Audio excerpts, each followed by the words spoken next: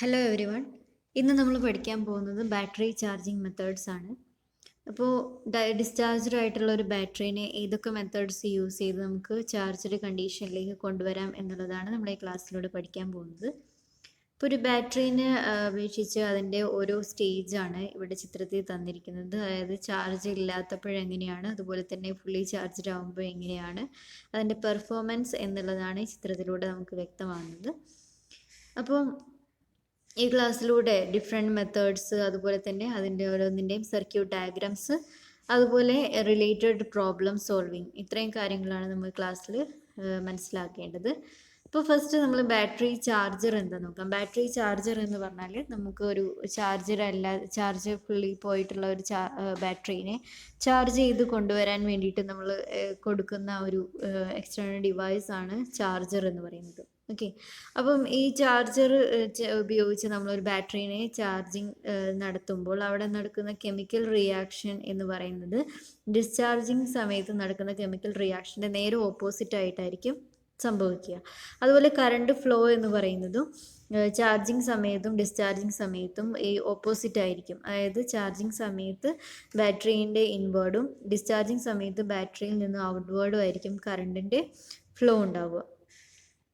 അപ്പം ഈ ഒരു ചാർജിങ് പ്രോസസ്സ് ചെയ്യുന്ന സമയത്ത് നമ്മൾ യൂസ് ചെയ്യുന്നത് ഡയറക്റ്റ് കറണ്ടാണ്. അതായത് ഔട്ട്സൈഡ് സോഴ്സിൽ നിന്ന് ഒരു ഡയറക്റ്റ് കറണ്ടിനെ ബാറ്ററിയിലേക്ക് ഫ്ലോ ചെയ്യിപ്പിക്കുകയാണ് ചാർജിങ് എന്ന് പറയുന്നത്. ഓക്കെ, അപ്പോൾ നമ്മൾ ചാർജിങ് നടത്തുന്ന സമയത്ത് ശ്രദ്ധിക്കേണ്ട കാര്യം, നമ്മുടെ സപ്ലൈയുടെ പോസിറ്റീവ് ടെർമിനൽ ബാറ്ററീൻ്റെ പോസിറ്റീവ് ടെർമിനലായിട്ടും നെഗറ്റീവ് ലീഡ് ബാറ്ററീൻ്റെ നെഗറ്റീവ് ലീഡുമായിട്ടും കണക്ട് ചെയ്യാൻ വേണ്ടി ശ്രദ്ധിക്കണം. അല്ല എങ്കിൽ അവിടെ ഒരു ഷോർട്ട് സർക്യൂട്ട് പ്രൊഡ്യൂസ് ചെയ്യുകയും അത് ചാർജറിനും അതുപോലെ ബാറ്ററിക്കും ഒരുപോലെ ഹാംഫുള്ളായി മാറുകയും ചെയ്യും. ഇനി ബാറ്ററി ചാർജറിൻ്റെ ഡിഫറെൻറ്റ്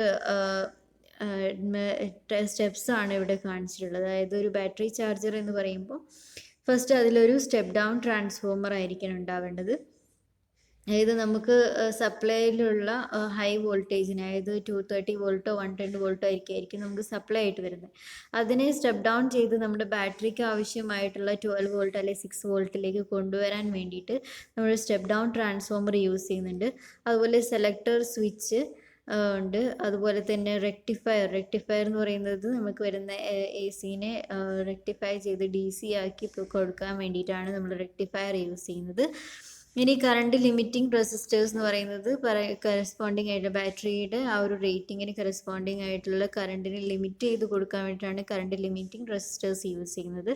ഫൈനലി ആണ് നമ്മൾ ബാറ്ററി കണക്ട് ചെയ്യുന്നത്. അപ്പോൾ ഇത്രയും ഭാഗമാണ് ഒരു ചാർജറിൻ്റെ ഫംഗ്ഷനായിട്ട് വരുന്നത്. പിന്നീടാണ് നമ്മൾ ബാറ്ററിയിലേക്ക് കണക്ട് ചെയ്യുന്നത്.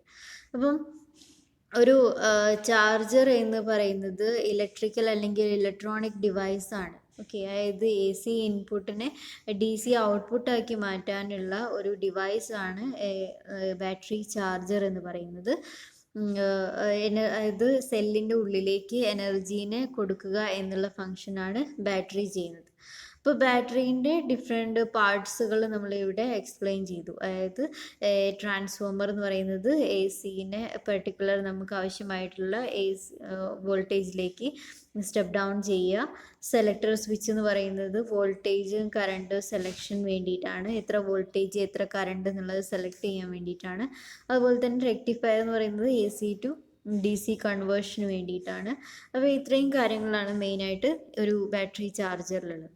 ഇനി നമ്മളൊരു ഓട്ടോമാറ്റഡ് സിസ്റ്റം അല്ലെങ്കിൽ ഒരു ഓട്ടോമൊബൈലിൽ നമ്മൾ കൊടുത്തിരിക്കുന്ന ഒരു ബാറ്ററി ആണെങ്കിൽ അതിൽ ചാർജിങ്ങും ഡിസ്ചാർജിങ്ങും പ്രോസസ്സുകൾ ഓട്ടോമാറ്റിക്കായിട്ട് നടക്കുകയാണ് ചെയ്യുക. അപ്പം അതിൻ്റെ സർക്യൂട്ട് ഡയഗ്രാം ആണ് ഇവിടെ തന്നിട്ടുള്ളത്. ഇപ്പോൾ ഒരു ചാർജിങ് സർക്യൂട്ട് അതുപോലെ ഡിസ്ചാർജിങ് സർക്യൂട്ട് എന്ന് പറയുമ്പോൾ അതിൽ കണക്ഷൻ എങ്ങനെയാണെന്ന് നോക്കാം. അതായത് ഡിസ്ചാർജിങ് സർക്യൂട്ടിൽ ബാറ്ററിയും അതുപോലെ തന്നെ ലോഡും ആണ് ഉണ്ടാവുക. അതായത് ബാറ്ററിയിലുള്ള എനർജീനെ നമുക്ക് ആവശ്യമുള്ള ലോഡിലേക്ക് കൊടുക്കുക എന്നുള്ള ഫങ്ഷനാണ് ഡിസ്ചാർജിങ്ങിൽ നടക്കുന്നത്. ചാർജിങ് എന്ന് പറഞ്ഞാൽ ഈ ഡിസ്ചാർജ്ഡ് ആയിട്ടുള്ള ഒരു ബാറ്ററിയിലേക്ക് ഒരു സപ്ലൈയിൽ നിന്ന് ഒരു ചാർജർ യൂസ് ചെയ്തിട്ട് റീചാർജ് ചെയ്യുക എന്നുള്ള ഒരു മെത്തേഡാണ് ചാർജ് സർക്യൂട്ടിലുള്ളത്. അപ്പോൾ ഇവിടെ നോക്കിയാൽ അറിയാം, ചാർജിങ് സമയത്തും അതുപോലെ ഡിസ്ചാർജിങ് സമയത്തുള്ള കറണ്ടിൻ്റെ ഡയറക്ഷൻ ഓപ്പോസിറ്റാണ്.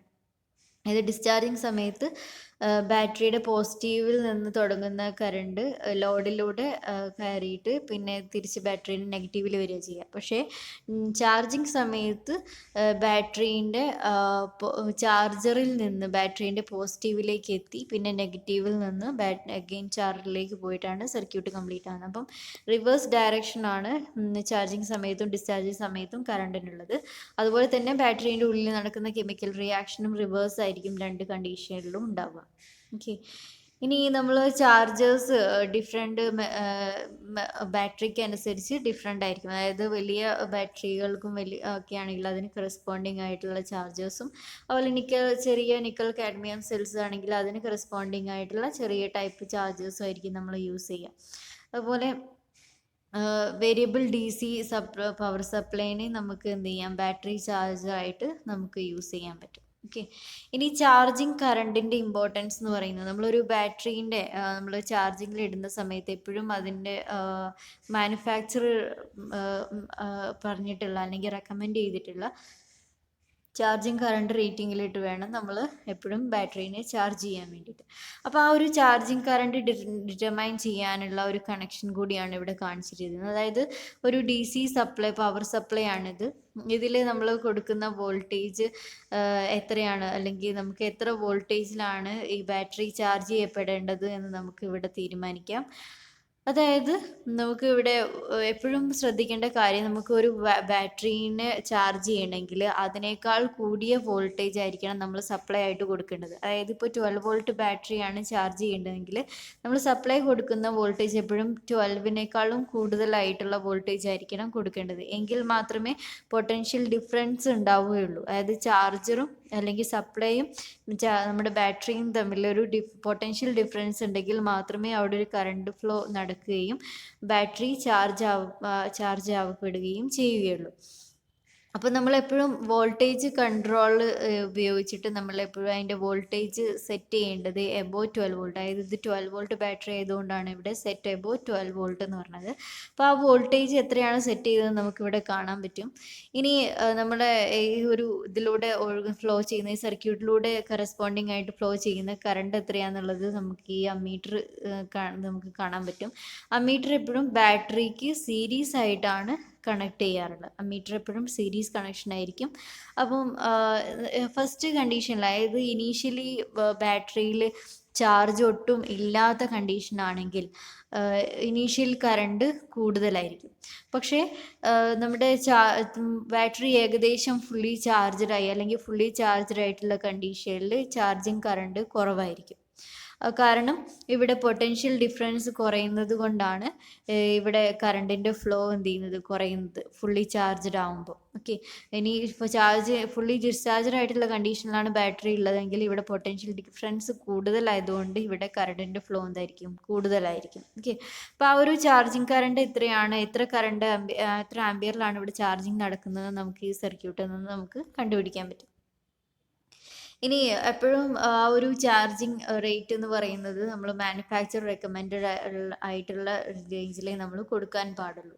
ഓക്കെ, ഇനി നമ്മൾ ഒരു ബാറ്ററീനെ ചാർജ് ചെയ്യുന്ന സമയത്ത് ശ്രദ്ധിക്കേണ്ട കാര്യങ്ങൾ, അല്ലെങ്കിൽ ചാർജ് ചെയ്യുന്നതിന് മുമ്പേ ചില കാര്യങ്ങൾ ചെക്ക് ചെയ്യേണ്ടത്, അതാണ് സ്പെസിഫിക് ഗ്രാവിറ്റി ഓഫ് ഇലക്ട്രോലൈറ്റ്. അതുപോലെ തന്നെ ഓരോ സെല്ലിലുള്ള ബാറ്ററീൻ്റെ എത്രയാണ് അതിലുള്ള വോൾട്ടേജ്, അതുപോലെ തന്നെ ഓരോ സെല്ലിൻ്റെയും ആംബിയർ അവർ കപ്പാസിറ്റി എത്രയാണ്. ഇത്രയും കാര്യങ്ങൾ ഡിറ്റർമൈൻ ചെയ്തതിന് ശേഷം വേണം നമ്മളൊരു ബാറ്ററീനെ ചാർജ് ചെയ്യാൻ വേണ്ടിയിട്ട് ഇടേണ്ടത്. അപ്പം ഏതൊക്കെ ടൈപ്പ് ഓഫ് ചാർജിങ് മെത്തേഡ്സ് ഉണ്ടെന്ന് നമുക്ക് നോക്കാം. അപ്പോൾ അതിനു മുമ്പേ നമ്മളൊരു ബാറ്ററീനെ കണ്ടീഷൻസ് ചെക്ക് ചെയ്യാന്ന് പറഞ്ഞാൽ ആ ഒരു കണ്ടീഷൻ നോക്കുമ്പോൾ ഒരു ബാറ്ററീൻ്റെ കണ്ടീഷൻസ് എല്ലാം നമ്മൾ ചെക്ക് ചെയ്തതിന് ശേഷം വേണം അതിൻ്റെ ചാർജിങ് റേറ്റും അതുപോലെ തന്നെ മെത്തേഡും ഡിസൈഡ് ചെയ്യാൻ. ഓക്കെ, ഇനി ആ ഒരു ബാറ്ററിയിൽ നമ്മൾ എപ്പോഴും ഒരു മാനുഫാക്ചർഡ് റെക്കമെൻഡ് ചെയ്ത റേറ്റിൽ മാത്രമേ ചാർജ് ചെയ്യാൻ പാടുള്ളൂ. ഇനി ഒന്നിലധികം ബാറ്ററീസിനെ നമ്മൾ അറ്റ് എ ടൈം ചാർജ് ചെയ്യണമെങ്കിൽ നമുക്ക് ബാറ്ററികളെ സീരീസ് ആയിട്ട് കണക്ട് ചെയ്തിട്ടും അതുപോലെ പാരലൽ ആയിട്ട് കണക്ട് ചെയ്തിട്ടും നമുക്ക് ഒന്നിച്ച് ചാർജ് ചെയ്യാം. അതായത് ഒന്നിലധികം ബാറ്ററീസ് ഉണ്ടെങ്കിൽ ബാറ്ററീസിനെ പരസ്പരം സീരീസ് ആയിട്ടോ അല്ലെങ്കിൽ പാരലൽ ആയിട്ടോ കണക്ട് ചെയ്തിട്ട് ചാർജ് ചെയ്യാം. പക്ഷേ ഇവിടെ ശ്രദ്ധിക്കേണ്ട കാര്യം, നമ്മൾ സീരീസ് ആയിട്ടാണ് കണക്ട് ചെയ്യുന്നതെങ്കിൽ ആ ടോട്ടൽ സീരീസ് കണക്ഷൻ്റെ ടെർമിനൽസിനിടയ്ക്കുള്ള വോൾട്ടേജ് അല്ലെങ്കിൽ പൊട്ടൻഷ്യൽ ഡിഫറൻസ് എന്ന് പറയുന്നത് ആ ബാറ്ററികളെല്ലാം ഫുള്ളി ചാർജ്ഡ് ആകുമ്പോൾ എത്രയായിരിക്കുമോ വോൾട്ടേജ് വരിക അതെല്ലാം കൂടി ആഡ് ചെയ്തിട്ടുള്ള വോൾട്ടേജ് ആയിരിക്കണം ടോട്ടൽ ആ കണക്ഷൻ്റെ ടെർമിനലിൽ ഉണ്ടാവേണ്ടത്. എന്നാൽ പാരലലായിട്ടാണ് നമ്മൾ ബാറ്ററികളെ കണക്ട് ചെയ്യുന്നതെങ്കിൽ, ചാർജ് ചെയ്യാൻ വേണ്ടിയിട്ട് പാരലലായിട്ടാണ് ബാറ്ററീസിനെ നമ്മൾ കണക്ട് ചെയ്യുന്നതെങ്കിൽ അതിലുള്ള ഒരു ബാറ്ററീൻ്റെ അക്രോസ് എത്രയാണ്, ഒരു ബാറ്ററി എത്രയാണ് ഫുള്ളി ചാർജ്ഡ് ആകുമ്പോൾ വരുന്നത് ആ വോൾട്ടേജ് ആയിരിക്കണം ആ ടെർമിനൽസിനിടയ്ക്ക് ഉണ്ടാവേണ്ടത്. ഓക്കെ, ടോട്ടൽ കണക്ട് ചെയ്തിരിക്കുന്ന പാരലൽ ടെർമിനൽസിൻ്റെ ഇടയ്ക്ക് ഉണ്ടാവേണ്ടത് ഒരു ബാറ്ററീൻ്റെ വോൾട്ടേജിന് കറസ്പോണ്ടിങ് ആയിട്ടുള്ള പൊട്ടൻഷ്യൽ ഡിഫറൻസ് ആയിരിക്കണം ഉണ്ടാവേണ്ടത്. ഇനി ആ ഒരു കാര്യം എപ്പോഴും ശ്രദ്ധിക്കേണ്ടതാണ്. നമ്മൾ ബൾക്കായിട്ട് അല്ലെങ്കിൽ ഒന്നിലധികം സെല്ലുകളെ നമുക്ക് ഒന്നിച്ച് ചാർജ് ചെയ്യുന്ന സമയത്ത്. ഓക്കെ, ഇനി കാരണം പാരലലായിട്ട് കണക്ട് ചെയ്യുമ്പോൾ ഓരോ ബ്രാഞ്ചിലുള്ള വോൾട്ടേജ് സെയിം ആയിരിക്കും എന്ന് നമുക്കറിയാം. അതുകൊണ്ടാണ് പറഞ്ഞത് ഒരു അക്രോസ് ആയത് നമ്മൾ പാരലലായിട്ട് കണക്ട് ചെയ്യുമ്പോൾ ഒരു ബാറ്ററിയുടെ ഫുള്ളി ചാർജ്ഡ് വോൾട്ടേജ് എത്രയാണോ അതിന് കറസ്പോണ്ടിങ് ആയിട്ടുള്ള പൊട്ടൻഷ്യൽ ആയിരിക്കും ആ രണ്ട് ടെർമിനൽസിനിടയ്ക്ക് ഉണ്ടാവുക. ഇനി നമുക്ക് ഇത്തരത്തിലുള്ള കണക്ഷൻസിനെ അല്ലെങ്കിൽ ഒരു ബാറ്ററിനെയോ അല്ലെങ്കിൽ ഒന്നിലധികം ബാറ്ററികളെയോ നമുക്ക് ഡിഫറെൻറ്റ് മെത്തേഡ്സ് യൂസ് ചെയ്തിട്ട് ചാർജ് ചെയ്യാം. അതാണ് കോൺസ്റ്റൻറ്റ് കറണ്ട് മെത്തേഡും constant voltage method and rectifier method. 3 methods use ചെയ്തിട്ട് നമുക്ക് ബാറ്ററികളെ ചാർജ് ചെയ്യാം. ഫസ്റ്റ് നമ്മൾ ചാർജ് ചെയ്യുന്നതിന് മുമ്പ് ചില സേഫ്റ്റി പ്രിക്കോഷൻസ് എടുക്കേണ്ടതുണ്ട്. അതായത് നമ്മൾ ഇലക്ട്രോലൈറ്റുകളെ നമ്മൾ ചെക്ക് ചെയ്യണം എന്ന് പറഞ്ഞിട്ടുണ്ടായിരുന്നു അല്ലേ. അപ്പോൾ ഇലക്ട്രോലൈറ്റിനെ ചെക്ക് ചെയ്തതിൻ്റെ ഗ്രാവിറ്റി നോക്കാം, അതുപോലെ തന്നെ ഇലക്ട്രോലൈറ്റിൻ്റെ ലെവൽ നോക്കാം. ഇത് എത്രമാത്രം അതിൻ്റെ അകത്ത് ഇലക്ട്രോലൈറ്റ് ഉണ്ട്, ഓരോ സെല്ലിലും എത്ര ഇലക്ട്രോലൈറ്റ് ഉണ്ട് എന്നുള്ളത്. അപ്പം ഇലക്ട്രോലൈറ്റ് ആവശ്യത്തിന് ഇല്ല എങ്കിൽ അതിലേക്ക് കുറച്ചും കൂടെ ഇലക്ട്രോലൈറ്റ് അല്ലെങ്കിൽ ഡിസ്റ്റിൽഡ് വാട്ടർ ആഡ് ചെയ്ത് കൊടുക്കുന്ന പ്രോസസ്സാണ് ടോപ്പിംഗ് അപ്പ് എന്ന് പറയുന്നത്. ഓക്കെ, അതായത് ടോപ്പിംഗ് അപ്പ് നമ്മൾ ചെയ്യേണ്ടത് എപ്പോഴാണെന്ന് വെച്ചാൽ ഇലക്ട്രോലൈറ്റ് പ്ലേറ്റിൻ്റെ സർഫേസിനേക്കാളും 10 അല്ലെങ്കിൽ 15 മില്ലിമീറ്റർ താഴെയാണുള്ളതെങ്കിൽ ആ സമയത്താണ് നമ്മൾ ഡിസ്റ്റിൽഡ് വാട്ടർ ആഡ് ചെയ്തിട്ട് ആ ലെവൽ ഉയർത്തി ആവശ്യത്തിനുള്ള, അതായത് ഇൻഡിക്കേറ്റഡ് ആയിട്ടുള്ള ലെവലിലേക്ക് അതിനെ ഉയർത്തിക്കൊണ്ട് വരേണ്ടത്. ആ ഒരു പ്രോസസ്സാണ് ടോപ്പിംഗ് അപ്പ് എന്ന് പറയുന്നത്. അപ്പോൾ ടോപ്പിംഗ് അപ്പ് ചെയ്യാൻ വേണ്ടിയിട്ട് നമ്മൾ ആ ബാറ്ററീൻ്റെ മുകളിലുള്ള വെൻ പ്ലഗ് ഊരിയിട്ട് റിമൂവ് ചെയ്തിട്ട് അതിൻ്റെ ഉള്ളിലൂടെയാണ് നമ്മൾ ഡിസ്റ്റിൽഡ് വാട്ടർ ആഡ് ചെയ്യുക. ഇനി ഡിസ്റ്റിൽഡ് വാട്ടർ ആഡ് ചെയ്യുമ്പോൾ തന്നെ എപ്പോഴും ശ്രദ്ധിക്കേണ്ട കാര്യം, നമ്മൾ ഒരിക്കലും ടാപ്പിൽ നിന്ന് എടുത്ത വെള്ളം അല്ലെങ്കിൽ കിണറിൽ നിന്ന് മുക്കിയെടുത്ത വെള്ളം, വെൽ വാട്ടർ ഒന്നും നമ്മൾ എന്ത് ചെയ്യാൻ പാടില്ല, ടോപ്പിംഗ് അപ്പിന് യൂസ് ചെയ്യാൻ പാടില്ല. നമ്മൾ ഡിസ്റ്റിൽഡ് വാട്ടർ മാത്രമേ നമ്മൾ ടോപ്പിംഗ് അപ്പിനായിട്ട് യൂസ് ചെയ്യാൻ പാടുള്ളൂ.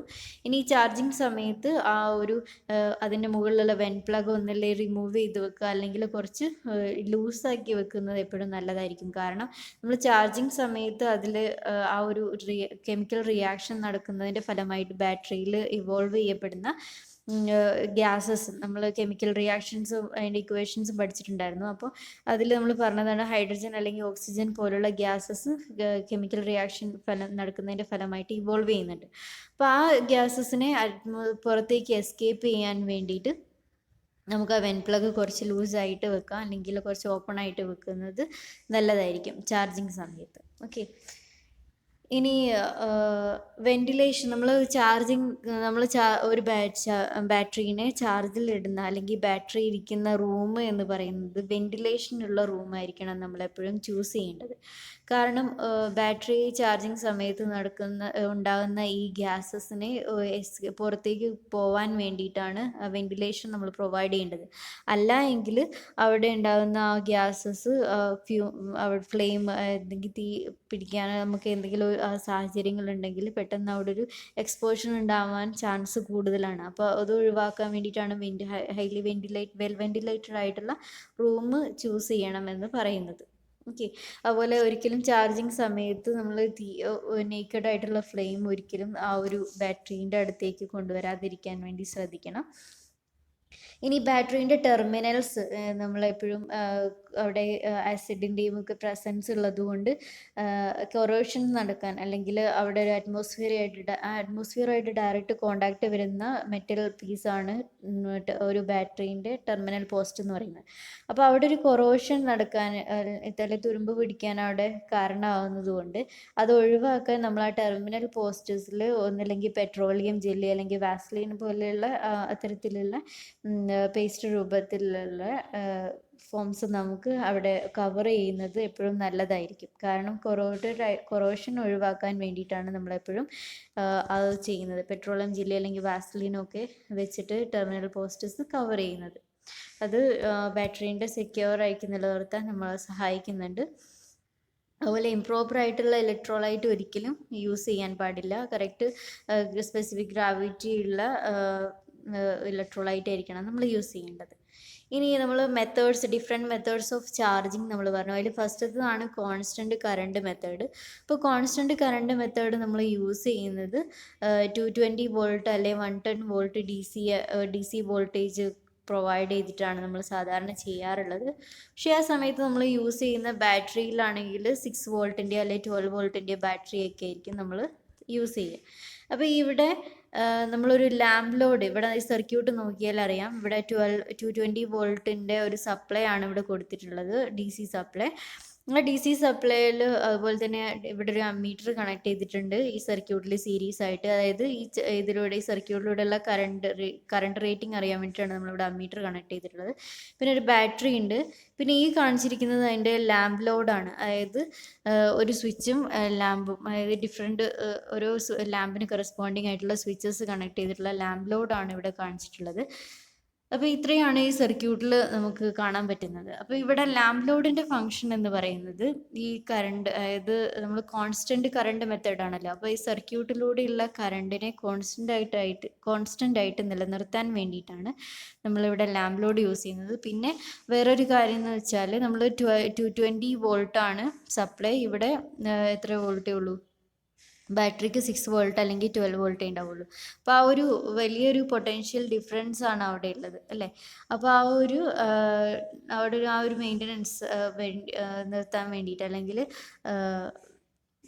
അവിടെ ഒരു ബാറ്ററീൻ്റെ EMF ഡിഫറൻസ് ഉള്ളത് കൊണ്ടാണ് നമ്മളിവിടെ ലാമ്പ് ലോഡ് കണക്ട് ചെയ്യുന്നത്, അല്ലെങ്കിൽ വേരിയബിൾ റെസിസ്റ്റർ നമ്മൾ കണക്ട് ചെയ്യുന്നത്. ഓക്കെ, അപ്പോൾ നമ്മൾ വേരിയബിൾ റെസിസ്റ്റർ അല്ലെങ്കിൽ ലാമ്പ് ലോഡ് യൂസ് ചെയ്തിട്ട് ആ ഒരു വോൾട്ടേജിനെ നമുക്ക് റെഡ്യൂസ് ചെയ്ത് നമുക്ക് മെയിൻറ്റെയിൻ ചെയ്യാൻ പറ്റും. അതുകൊണ്ടുകൂടിയാണ് നമ്മളിവിടെ ലാമ്പ് ലോഡ് യൂസ് ചെയ്യുന്നത്. അപ്പോൾ നമ്മളിവിടെ ഓരോ സ്വിച്ചസ് ഇവിടെ ക്ലോസ് ചെയ്യുമ്പോഴും അതിന് കറസ്പോണ്ടിങ് ആയിട്ടുള്ള റെസിസ്റ്റൻസ് ഈ സർക്യൂട്ടിലേക്ക് ആഡ് ചെയ്യുന്നുണ്ട്. അതിന് കറസ്പോണ്ടിങ് ആയിട്ടുള്ള കറണ്ട് ഈ സർക്യൂട്ടിലൂടെ ഒഴുകുള്ളൂ. അതായത് നമ്മളിപ്പോൾ ഒരു സ്വിച്ച് മാത്രം ഓൺ ആക്കുകയാണെങ്കിൽ ആ ഒരു ബൾബിന് കറസ്പോണ്ടിങ് ആയിട്ടുള്ള റെസിസ്റ്റൻസ് സർക്യൂട്ടിലൂടെ വരുള്ളൂ. അപ്പോൾ അതിന് കറസ്പോണ്ടിങ് ആയിട്ടുള്ള കറണ്ട് ആയിരിക്കും ഉണ്ടാവുക. ഇനി ഒന്നിലധികം 2 സ്വിച്ചസ് ആണ് നമ്മൾ ക്ലോസ് ചെയ്യുന്നതെങ്കിൽ ആ 2 സ്വിച്ചിലൂടെയുള്ള കറണ്ട് വന്നിട്ട് 2 ലാമ്പിൻ്റെ റെസിസ്റ്റൻസസ് പാരലലായിട്ട് ആഡ് ചെയ്തിട്ടാണ് സർക്യൂട്ടിലേക്ക് വരിക. അതുപോലെ തന്നെ നമ്മൾ ഓരോ ലാമ്പിനെ സർക്യൂട്ടിലേക്ക് കൊണ്ടുവരുമ്പോഴും റെസിസ്റ്റൻസസ് പാരലലായിട്ട് സർക്യൂട്ടിലേക്ക് ആഡ് ചെയ്യപ്പെടുകയും അതിന് കറസ്പോണ്ടിങ് ആയിട്ടുള്ള കറണ്ട് സർക്യൂട്ടിലൂടെ ഫ്ലോ ചെയ്യുകയും ചെയ്യുന്നുണ്ട്. അപ്പോൾ നമുക്ക് ഒരു അറ്റ് എ ടൈം ഈ ഒരു കറണ്ടിനെ നമുക്ക് കോൺസ്റ്റൻ്റ് ആയിട്ട് നിലനിർത്താൻ വേണ്ടിയിട്ട് ഇവിടെ യൂസ് ചെയ്യാൻ പറ്റും. ഇനി ഈ മെത്തേഡിൻ്റെ ഡിസഡ്വാൻറ്റേജ് എന്ന് പറയുന്നത് ഇവിടെ ഒരുപാട് എനർജി ലോസ് ഉണ്ടാവാൻ കാരണമാണ്. അതായത് ഈ ഒരു മെത്തേഡ് എന്ന് പറയുന്നത് എനർജി ലോസിന് കാരണമാണ്. അതുകൊണ്ട് തന്നെ ഈ മെത്തേഡ് ഇൻഎഫിഷ്യൻ്റ് ആണ്. ഓക്കെ, നല്ലൊരു മെത്തേഡായിട്ട് ഇത് നമുക്ക് പറയാൻ പറ്റില്ല. എനർജി ലോസ് ഉള്ള ഒരു മെത്തേഡാണിത്. പിന്നെ ഈ ഒരു മെത്തേഡ് നമ്മൾ യൂസ് ചെയ്യുന്നത് കോൺസ്റ്റൻറ്റ് കറണ്ട് റേറ്റിങ്ങിൽ നമുക്ക് ഒന്നിലധികം ബാറ്ററികളെ നമുക്ക് ഒരുമിച്ച് ചാർജ് ചെയ്യണമെങ്കിൽ, കോൺസ്റ്റൻറ്റ് റേറ്റിങ്ങിൽ ചെയ്യണമെങ്കിൽ നമ്മൾ ഈ മെത്തേഡാണ് യൂസ് ചെയ്യുക. ഇപ്പോൾ ഈ ചിത്രത്തിൽ ഒരു സെല്ലേ കാണിച്ചിട്ടുള്ളൂ. പക്ഷേങ്കിൽ ഈ ഒരു സെല്ലിന് പകരം നമുക്ക് സീരീസ് ആയിട്ടോ അല്ലെങ്കിൽ പാരലലായിട്ടോ ഒന്നിലധികം ബാറ്ററികളെ നമുക്കിവിടെ കണക്ട് ചെയ്തിട്ട് നമുക്ക് ചാർജ് ചെയ്യാൻ പറ്റും. ഇനി കോൺസ്റ്റന്റ് കറണ്ട് മെത്തേഡിൻ്റെ അഡ്വാൻറ്റേജസ് എന്ന് പറയുന്നത് ബാറ്ററീൻ്റെ ലൈഫ് ഇൻക്രീസ് ചെയ്യാൻ പറ്റും, അല്ലെങ്കിൽ ഇൻക്രീസ് ചെയ്ത് നിലനിർത്താൻ പറ്റും ഈ ഒരു മെത്തേഡിലൂടെ. പക്ഷേ ഡിസഡ്വാൻറ്റേജ് എന്ന് പറയുന്നത് ചാർജ് ചെയ്യാൻ വേണ്ടിയിട്ട് ലോങ് ടൈം എടുക്കും. അതുപോലെ തന്നെ എപ്പോഴും ആ ഒരു കറണ്ടിൻ്റെ ആ ഒരു റേഞ്ച് അല്ലെങ്കിൽ ചാർജിങ് കറണ്ട് എപ്പോഴും ചെക്ക് ചെയ്യാൻ വേണ്ടിയിട്ട് നമുക്ക് ഒബ്സർവ് ചെയ്തുകൊണ്ടിരിക്കേണ്ട ഒരു ആവശ്യമായിട്ട് വരും. ഇനി ഈ ചാർജിങ് കറണ്ട്, ഒരു ബാറ്ററീൻ്റെ ചാർജിങ് കറണ്ട് എത്രയാണെന്നത് ഡിറ്റർമൈൻ ചെയ്യാനുള്ള ഇക്വേഷനാണ് തന്നിട്ടുള്ളത്. അതായത് I = V - EB / R+R amps. Okay, amps എന്ന് പറയുന്നത് ആംപിയറിൻ്റെ യൂണിറ്റ് ആണ്. ഇനി V എന്ന് പറയുന്നത് ഇവിടെ സപ്ലൈ വോൾട്ടേജ്, നമ്മൾ എത്രയാണോ സപ്ലൈ കൊടുക്കുന്നത് ആ വോൾട്ടേജ് ആണ് V. EB എന്ന് പറയുന്നത് ആ ബാറ്ററിയിൽ ജനറേറ്റ് ചെയ്ത അല്ലെങ്കിൽ ബാറ്ററിയിൽ സ്റ്റോർഡ് ആയിട്ടുള്ള വോൾട്ടേജ് EMF ആണ് EB. ക്യാപിറ്റൽ R എന്ന് പറയുന്നത് എക്സ്റ്റേണൽ റെസിസ്റ്റൻസ് നമ്മൾ ആ സർക്യൂട്ടിലേക്ക് ആഡ് ചെയ്തിട്ടുണ്ടെങ്കിൽ അതാണ് ക്യാപിറ്റൽ R. സ്മോൾ r എന്ന് പറയുന്നത് ബാറ്ററീൻ്റെ ഇൻറ്റേർണൽ റെസിസ്റ്റൻസ് ആണ് സ്മോൾ r. ഓക്കെ, ഇനി ഇൻറ്റേർണൽ റെസിസ്റ്റൻസും അതുപോലെ തന്നെ എക്സ്റ്റേണൽ റെസിസ്റ്റൻസിൻ്റെ യൂണിറ്റ് ഓം ആണ്.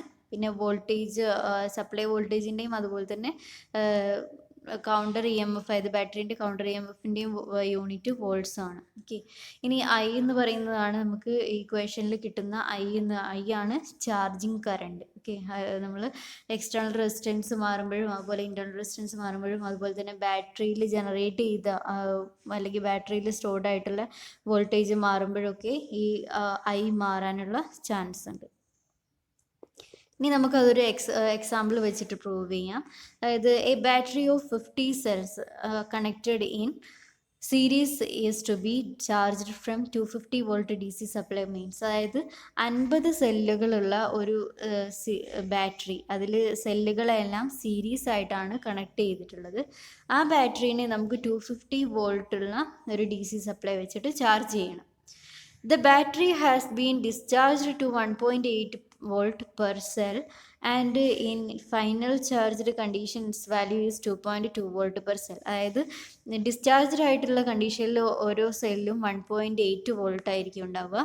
ഇനി ഫുള്ളി ചാർജ്ഡ് ആയിട്ടുള്ള കണ്ടീഷനിൽ ഓരോ സെല്ലും പ്രൊവൈഡ് ചെയ്യുന്നത് 2.2 വോൾട്ട് ആയിരിക്കും. The internal resistance of each cell is 0.01 ohm. അതായത് ഓരോ സെല്ലിൻ്റെയും ഇൻറ്റേർണൽ റെസിസ്റ്റൻസ് എന്ന് പറയുന്നത് 0.01 ആണ്. Leads has resistance of 0.1 ohm. അതായത് ബാറ്ററീൻ്റെ ടെർമിനൽ പോസ്റ്റ് അല്ലെങ്കിൽ ലീഡ്സിനുള്ള റെസിസ്റ്റൻസ്, ടോട്ടൽ റെസിസ്റ്റൻസ് എന്ന് പറയുന്നത് 0.1 ohm ആണ്. And there is an external resistance of 19.4 ohm connected in the circuit. അതായത് 19.4 ohm ഉള്ള ഒരു എക്സ്റ്റേണൽ റെസിസ്റ്റൻസ് നമുക്ക് ബാറ്ററിക്ക് പുറമെ ആ സർക്യൂട്ടിൽ കണക്ട് ചെയ്തിട്ടുണ്ട്. അങ്ങനെയെങ്കിൽ നമ്മളോട് കണ്ടുപിടിക്കാൻ പറയുന്നത് ഫസ്റ്റ് ഇനീഷ്യൽ ചാർജിങ് കറണ്ട്. അതായത് നമ്മൾ ഇനീഷ്യലായിട്ട്, അതായത് ബാറ്ററി ഫുള്ളി ഡിസ്ചാർജ്ഡ് ആയിട്ടിരിക്കുമ്പോൾ നമ്മൾ ഫസ്റ്റ് ചാർജ് ചെയ്യുമ്പോൾ എത്രയായിരിക്കും അതിൻ്റെ കറണ്ട് ഉള്ളത്. അതുപോലെ ഫൈനൽ ചാർജിങ് കറണ്ട്, അതായത് ബാറ്ററി ഫുള്ളി ചാർജ്ഡ് ആയിട്ടിരിക്കുമ്പോൾ എത്രയായിരിക്കും അതിൻ്റെ കറണ്ട് ഉണ്ടാവുക. ഇത്രയും കാര്യങ്ങളാണ് നമുക്ക് കണ്ടുപിടിക്കേണ്ടത്. അപ്പോൾ അതിന് നമുക്ക് അതിൻ്റെ സൊല്യൂഷൻ നോക്കാം. First internal resistance of the battery നമുക്ക് തന്നിരിക്കുന്ന ഡാറ്റ അനുസരിച്ച് നമുക്കൊന്ന് മാറ്റി എഴുതാം. അതായത് ഇൻറ്റേർണൽ റെസിസ്റ്റൻസ്, ബാറ്ററീൻ്റെ ഇൻറ്റേർണൽ റെസിസ്റ്റൻസ് എന്ന് പറയുന്നത് എന്തായിരിക്കും? 50 സെല്ലുകളെ നമ്മൾ സീരീസ് ആയിട്ട് കണക്ട് ചെയ്യണം അല്ലേ. അപ്പോൾ ഓരോ സെല്ലിൻ്റെ ഇൻറ്റേർണൽ റെസിസ്റ്റൻസ് 0.01 തന്നിട്ടുണ്ട്. അപ്പോൾ 50 സെല്ലുകളാകുമ്പോൾ 0.01 × 50 ചെയ്യുമ്പോൾ 0.5 ohm ആയിരിക്കും ഇൻറ്റേർണൽ റെസിസ്റ്റൻസ്. ഇനി resistance of connecting lead, connect ചെയ്യുന്ന ലീഡ്സ്, അതായത് ബാറ്ററീനെ കണക്ട് ചെയ്യുന്ന ലീഡ്സിൻ്റെ റെസിസ്റ്റൻസ് നമുക്ക് പറഞ്ഞിട്ടുണ്ട് 0.1 ohm. അപ്പോൾ ടോട്ടൽ അവിടെയുള്ള റെസിസ്റ്റൻസ് 0.5 അതുപോലെ തന്നെ 0.1 അതെല്ലാം കൂടെ കൂട്ടുമ്പോഴാണ് ബാറ്ററീൻ്റെയും അതുപോലെ തന്നെ ലീഡ്സിൻ്റെയും കൂടെ ടോട്ടൽ റെസിസ്റ്റൻസ് നമുക്ക് കിട്ടുന്നത് 0.5 + 0.1 = 0.6 ohm ആണ് ഫുൾ റെസിസ്റ്റൻസ് അവിടെ കിട്ടുന്നത്. ഇനി ബാറ്ററീൻ്റെ ഇനീഷ്യൽ ആയിട്ടുള്ള EMF എത്രയാണ് നോക്കുക. അതായത് EMF ഓഫ് ബാറ്ററി EB, അതായത് ബാറ്ററീനെ നമ്മൾ ഇനീഷ്യലായിട്ട് ചാർജ് ചെയ്യുമ്പോൾ എന്താണ് ഡിസ്ചാർജ്ഡ് കണ്ടീഷനിലാണ് ബാറ്ററി ഉള്ളത് അല്ലേ. അപ്പോൾ ഡിസ്ചാർജ്ഡ് കണ്ടീഷനിൽ ഓരോ സെല്ലിലും ഉള്ളത് 1.8 വോൾട്ട് അല്ലേ. അപ്പോൾ 50 സെൽസിനെ നമ്മൾ സീരീസ് ആയിട്ട് കണക്ട് ചെയ്യുമ്പോൾ 1.8 × 50, അപ്പോൾ 90 വോൾട്ട് ആയിരിക്കും ഇനീഷ്യൽ കണ്ടീഷനിലുള്ള ഓരോ ബാറ്ററീൻ്റെ EMF. അപ്പോൾ നമുക്ക് ഇക്വേഷൻ നോക്കാം. അതായത് നമ്മൾ ചാർജിങ് കറണ്ട് കണ്ടുപിടിക്കാനുള്ള ഇക്വേഷൻ, അതായത് ഇനീഷ്യൽ ചാർജിങ് കറണ്ട് കണ്ടുപിടിക്കാൻ വേണ്ടിയിട്ട് ഈ ഇക്വേഷനിലേക്ക് ഇട്ട് കൊടുക്കാം. അതായത് E-EV/R+R. അപ്പോൾ ഇവിടെ നമുക്ക് തന്നിട്ടുണ്ട് E എന്ന് പറയുന്നത് സപ്ലൈ വോൾട്ടേജ് ആണ്. സപ്ലൈ നമ്മൾ കൊടുക്കുന്നത് 250 വോൾട്ടാണ്. അപ്പോൾ 250 വോൾട്ട് മൈനസ് ഇനീഷ്യലി ഉള്ള ബാറ്ററീൻ്റെ EMF 90. അപ്പോൾ 250 മൈനസ് 90 ഡിവൈഡഡ് ബൈ 19.4 എന്ന് പറയുന്നത് എക്സ്റ്റേണൽ ആയിട്ട് ആ സർക്യൂട്ടിലേക്ക് ആഡ് ചെയ്ത റെസിസ്റ്റൻസ് 19.4 ആണെന്ന് പറഞ്ഞിട്ടുണ്ട്. അപ്പോൾ 90.4 പ്ലസ് 0.6 എന്ന് പറയുന്നത് ടോട്ടൽ ഇൻറ്റേർണൽ റെസിസ്റ്റൻസ്. അപ്പോൾ total voltage potential difference divide by total resistance ചെയ്യുമ്പോൾ നമുക്ക് എന്ത് കിട്ടും? കറണ്ട് കിട്ടും. അതായത് 160 divide by 20 is equal to 8 ampere. അപ്പം ഇനീഷ്യൽ ചാർജിങ് കറണ്ട് 8 ആംപിയർ ആണെന്ന് കിട്ടി. ഇനി നമുക്ക് ഫൈനൽ ചാർജിങ് കറണ്ട് കണ്ടുപിടിക്കണം. അപ്പോൾ ഫുള്ളി ചാർജ്ഡ് ആയിട്ടുള്ള ബാറ്ററി പ്രൊവൈഡ് ചെയ്യുന്ന ഓരോ സെല്ലും പ്രൊവൈഡ് ചെയ്യുന്നത് 2.2 വോൾട്ടാണ്.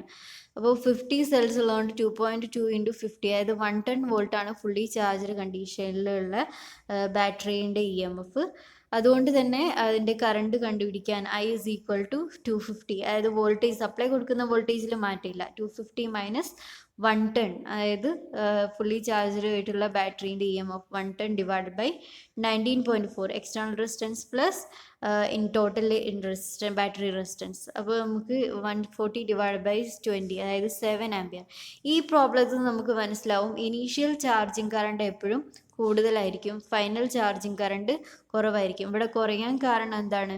ബാറ്ററീൻ്റെ പൊട്ടൻഷ്യൽ ഡിഫറൻസ്, അതായത് സപ്ലൈയും അതുപോലെ തന്നെ ബാറ്ററിയും തമ്മിലുള്ള പൊട്ടൻഷ്യൽ ഡിഫറൻസ് കുറഞ്ഞത് കൊണ്ടാണ് കറണ്ടിൻ്റെ അളവ് കുറയാനുള്ള കാരണം. ഓക്കെ,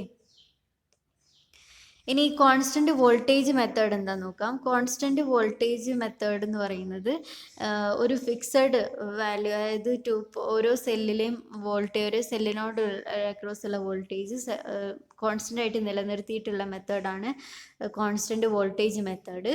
അതായത് 2.3 വോൾട്ട് പെർ സെല്ലാണ് നമ്മളിവിടെ മെയിൻറ്റെയിൻ ചെയ്യാനുള്ളത്.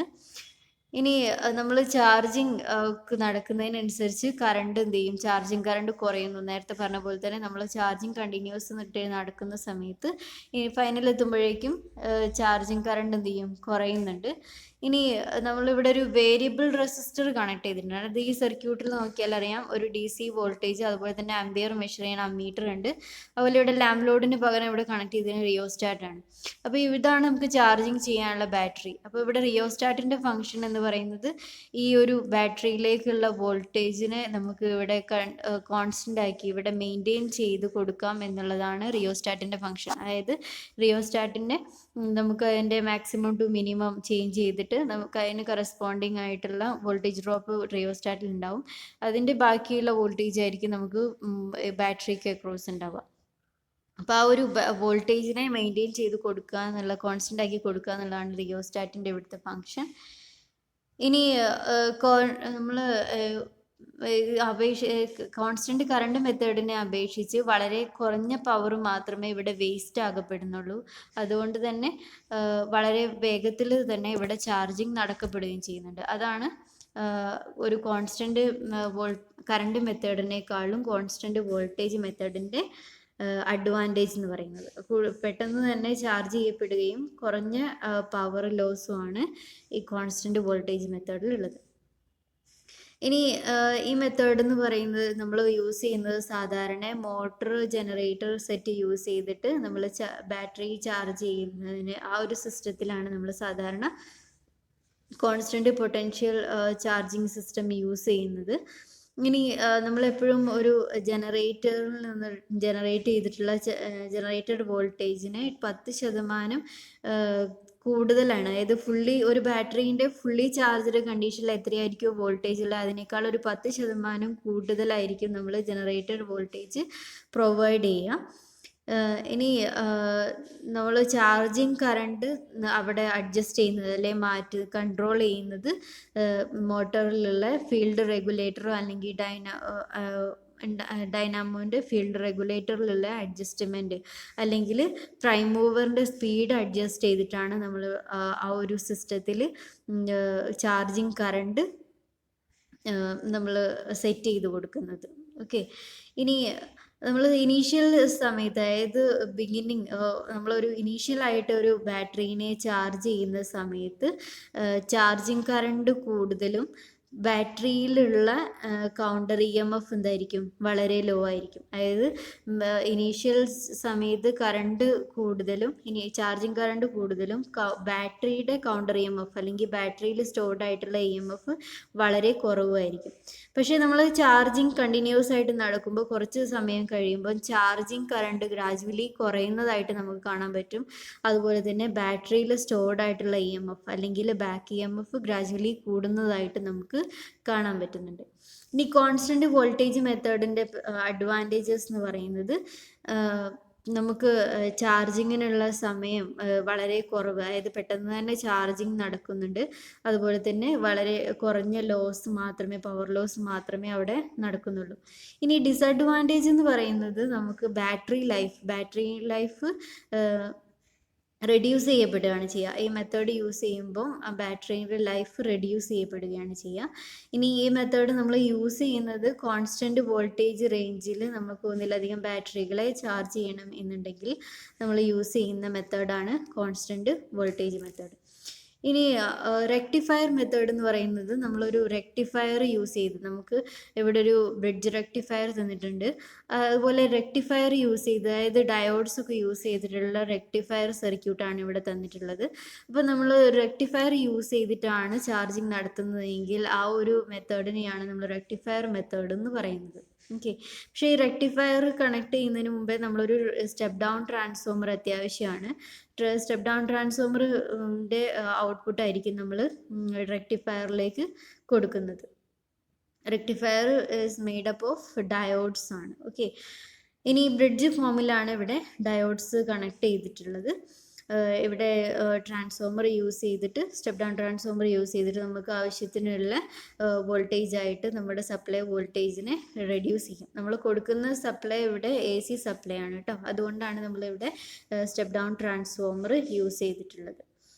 ഇനി ഈ റെക്ടിഫയറിൽ തന്നെ മറ്റേ ഒരു മെത്തേഡ്സ് പോലെ തന്നെ അമ്മീറ്റർ യൂസ് ചെയ്ത് ആ ഒരു കറണ്ട് റേറ്റിങ്ങും കാര്യങ്ങളും നമുക്ക് ചെക്ക് ചെയ്യാൻ പറ്റുന്നുണ്ട്. അതുപോലെ തന്നെ ഇവിടെ ബാറ്ററി കണക്ട് ചെയ്ത് നമുക്ക് ഒന്നിലധികം ബാറ്ററികളെ സീരീസ് ആയിട്ടോ പാരലലായിട്ടോ നമുക്ക് ചാർജ് ചെയ്യാനും പറ്റും. ഇനി ചാർജിങ് തന്നെ ഡിഫറെൻറ്റ് ടൈപ്പ് ഓഫ് ചാർജിങ് ഉണ്ട് അല്ലേ. ഇപ്പോൾ ട്രിക്കിൾ ചാർജിങ് എന്ന് നിങ്ങൾ കേട്ടിട്ടുണ്ടാവും. അപ്പോൾ ട്രിക്കിൾ ചാർജിങ് എന്ന് വെച്ചാൽ എന്താണ്? അതായത് ബാറ്ററീനെ വളരെ ലോ റേഞ്ചിലിട്ട്, അതായത് നോർമൽ നോർമൽ കറണ്ട് റേറ്റിനേക്കാളും രണ്ടോ അല്ലെങ്കിൽ 3% ആക്കിയിട്ട് വളരെ കുറഞ്ഞ റേറ്റിങ്ങിൽ ചാർജ് ചെയ്യുന്നതാണ് ട്രിക്കിൾ ചാർജിങ് എന്ന് പറയുന്നത്. ഓക്കെ. അതായത് നമ്മൾ പതുക്കെ വളരെ ഒരുപാട് സമയം എടുത്തിട്ട് നമ്മൾ വളരെ പതുക്കെ ചാർജ് ചെയ്ത് കൊണ്ടുവരുന്ന ഒരു പ്രോസസ്സാണ് ട്രിക്കിൾ ചാർജിങ് എന്ന് പറയുന്നത്. അത് ഫുള്ളി ഡിസ്ചാർജ്ഡ് ആയി പോയിട്ടുള്ള ഒരു ബാറ്ററീനെ റിക്കവർ ചെയ്ത് കൊണ്ടുവരിക എന്നുള്ളൊരു പർപ്പസാണ് ഇവിടെ ഉള്ളത്. ഇപ്പോൾ നമ്മൾ സാധാരണ ഉപയോഗിക്കുന്നത് ഫോർ സെൻട്രൽ ഓർ സബ്സ്റ്റേഷൻ ബാറ്ററീസിൽ, അതുപോലെ തന്നെ എമർജൻസി ലൈറ്റിംഗ് സിസ്റ്റത്തിലൊക്കെയാണ് നമ്മൾ ട്രിക്കിൾ ചാർജിങ് യൂസ് ചെയ്യുന്നത്. വളരെ ലോ റേറ്റിലായിരിക്കും ഇവിടെ ചാർജിങ് നടക്കുന്നത്. ഇനി ഇനീഷ്യൽ ചാർജിങ് എന്ന് പറയുന്നത്, നമ്മളൊരു ഒരിക്കൽ പോലും ചാർജ് ചെയ്യാത്ത, അതായത് ഫ്രഷ് ആയിട്ടുള്ള ഒരു ബാറ്ററീനെ ചാർജ് ചെയ്യുന്നതാണ് ഇനീഷ്യൽ ചാർജ് എന്ന് പറയുന്നത്. അതായത് ന്യൂ ആയിട്ടുള്ള പുതിയതായിട്ടുള്ള ഒരു ബാറ്ററീനെ, ഇതിനു മുമ്പേ, അതായത് പ്രീവിയസ്ലി അൺചാർജ്ഡ് ബാറ്ററി എന്ന് പറഞ്ഞാൽ നമ്മൾ ഇതിനു മുമ്പേ ചാർജ് ചെയ്തിട്ടില്ലാത്തൊരു ബാറ്ററീനെ ചാർജ് ചെയ്യുന്ന ഫസ്റ്റത്തെ ചാർജിങ് പ്രോസസ്സാണ് ഇനീഷ്യൽ ചാർജിങ് എന്ന് പറയുന്നത്. ഇനി അതിൻ്റെ അകത്ത് ഇങ്ങനെയും പറയാം, നമ്മൾ ഇനീഷ്യൽ ചാർജിങ് നടത്തുമ്പോഴാണ് ഒരു ബാറ്ററീൻ്റെ ഉള്ളിൽ സെല്ലുകൾ ഫോം ചെയ്യുന്നത്. ഓക്കെ. ആ സെല്ലുകൾ ഫോം ചെയ്യുന്നത് ഈ ഒരു ഇനീഷ്യൽ ചാർജിങ്ങിൻ്റെ ഫലമായിട്ടാണ്. ഓരോ സെല്ലിലും ഓരോ ബാറ്ററീൻ്റെ ഉള്ളിലും സെപ്പറേറ്റഡ് സെൽസ് ഫോം ചെയ്യുന്നത്. ഇനി എപ്പോഴും സെല്ലുകൾ നമ്മൾ ഇനീഷ്യൽ ചാർജിങ് നടക്കുന്നതിന് മുമ്പേ ശ്രദ്ധിക്കേണ്ട കാര്യം, ഓരോ സെല്ലും കറക്റ്റായിട്ട് ഇലക്ട്രോലൈറ്റ് വെച്ചിട്ട് കറക്റ്റ് സ്പെസിഫിക് ഗ്രാവിറ്റി ഉള്ള ഇലക്ട്രോലൈറ്റ് വെച്ചിട്ട് നമ്മൾ ഫില്ല് ചെയ്തിട്ടുണ്ടാവണം. ഇനി അതുപോലെ തന്നെ വെൻ പ്ലഗ് നമ്മൾ കറക്റ്റായിട്ട് പ്രോപ്പറായിട്ട് അവിടെ യൂസ് ചെയ്തിട്ടുണ്ടാവണം. ഇനി വെൻ പ്ലഗ്, അതായത് നമ്മൾ ബാറ്ററീൻ്റെ വെൻ പ്ലഗിൻ്റെ ഹോൾസ് വളരെ ക്ലിയർ ആണ്. അതായത് ഗ്യാസസിൻ്റെ പുറത്തേക്കുള്ള ഒരു എസ്കേപ്പിന് ഹെൽപ്ഫുൾ ആയിട്ടുള്ള രീതിയിൽ ആ ഹോൾസ് ക്ലിയർ ആണ് എന്നുള്ളത് നമ്മൾ എപ്പോഴും ഷുവർ ആക്കി നിർത്തണം. ഇനി ബാറ്ററി നമ്മൾ എപ്പോഴും കൂളായിട്ട് നിലനിർത്തണം. അതായത് നമ്മൾ ഇനീഷ്യൽ ചാർജ് ചെയ്യുന്നതിന് മുമ്പേ അല്ലെങ്കിൽ തുടങ്ങുമ്പോൾ ബാറ്ററി എപ്പോഴും വളരെ കൂളായിട്ടുള്ള സ്റ്റേറ്റിലായിരിക്കണം ഉണ്ടാവേണ്ടത്. ഈ ഫ്രഷനിങ് ചാർജ് എന്ന് പറയുന്നത് ഒരു പുതിയ ബാറ്ററീനെ നമ്മളൊരു സർവീസ് ഫസ്റ്റ് ടൈം സർവീസ് കൊടുക്കുന്ന സമയത്ത് അവിടെ ചെയ്യുന്ന അന്നേരം കൊടുക്കുന്ന ചാർജിങ് ആണ് ഫ്രഷനിങ് ചാർജിങ് എന്ന് പറയുന്നത്. ആ ഒരു ഫുള്ളി ചാർജ്ഡ് ആയിട്ടുള്ള കണ്ടീഷൻ നിലനിർത്താൻ വേണ്ടിയിട്ടാണ് ആ ഒരു ഫ്രഷനിങ് ചാർജിങ് നമ്മൾ സാധാരണ കൊടുക്കാറുള്ളത്. ഇനി ബൂസ്റ്റ് ചാർജിങ് എന്ന് പറയുന്നത് ഒരു ഇത് ഓവർ ഡിസ്ചാർജ്ഡ് ആയിട്ടുള്ള ഒരു ബാറ്ററീനെ നമ്മൾ ഒരു സപ്ലിമെൻ്ററി ചാർജിങ്ങിലൂടെ അതിനെ ഒരു റീചാർജ് ചെയ്ത് കൊണ്ടുവരുന്നതാണ് ബൂസ്റ്റ് ചാർജിങ് എന്ന് പറയുന്നത്. ഇതൊരു കൺവെൻഷണൽ മെത്തേഡാണ്. അതുപോലെ തന്നെ സാധാരണ നമ്മൾ ഒരു സ്റ്റാൻഡേർഡ് പ്രൊസീജിയറായിട്ട് നമ്മളത് കൺസിഡർ ചെയ്യാറില്ല. ഇനി ഷോർട്ട് ഡ്യൂറേഷൻ, നമ്മൾ ഈ ഒരു ബൂസ്റ്റ് ചാർജിങ് എന്ന് പറയുന്നത് വളരെ കുറഞ്ഞ സമയത്ത് ഹൈ റേറ്റിൽ ഇട്ടിട്ട് ചാർജ് ചെയ്യുന്നതാണ്. ഓക്കെ, ഇനി അതായത് ഒരു ഷിഫ്റ്റിൽ ആ ഒരു സമയത്ത് മുഴുവൻ അത് വർക്ക് ചെയ്യാനുള്ള അതിന് എബിലിറ്റി ഉണ്ട് എന്നുള്ള ഒരു എൻഷുർ ചെയ്യാൻ വേണ്ടിയിട്ടാണ് ഈ ചാർജിങ് നമ്മൾ പ്രൊവൈഡ് ചെയ്യാനുള്ളത്. അപ്പോൾ ഇത്രയും കാര്യങ്ങൾ കറക്റ്റായിട്ട് പഠിക്കുക. അടുത്ത ക്ലാസ്സിൽ വേറൊരു ടോപ്പിക്കുമായിട്ട് നമുക്ക് മീറ്റ് ചെയ്യാം. Thank you.